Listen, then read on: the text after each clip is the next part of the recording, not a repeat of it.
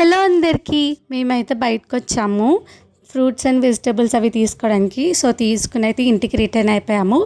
నేనైతే ఇంటికి వచ్చాక ప్రాన్ పులావ్ అయితే చేస్తున్నానండి. ప్రాన్స్లో అయితే పసుపు సాల్ట్ వేసుకుని మ్యారినేషన్ చేసుకోండి. తర్వాత కుక్కర్ తీసుకొని అందులో గీ వేసుకొని దానిలో ఆనియన్స్ కూడా వేసుకొని ఈ మసాలా సరుకులు అన్నీ వేసుకుని బాగా ఫ్రై చేసుకోండి. అవి కూడా ఫ్రై అయిపోయిన తర్వాత అందులోకి మనం మ్యారినేషన్ చేసుకున్న ప్రాన్స్ కూడా యాడ్ చేసుకోండి. ప్రాన్స్ కూడా ఫ్రై అయిపోయిన తర్వాత అందులోకి టొమాటోస్ కూడా, కారం, బిర్యానీ మసాలా ఇవన్నీ యాడ్ చేసుకోండి.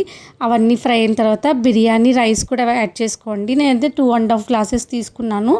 ఒక గ్లాస్కి 1.5 గ్లాస్ వేసుకుంటే బాగుంటుందండి, పొడి పొడిగా బాగా వస్తుంది.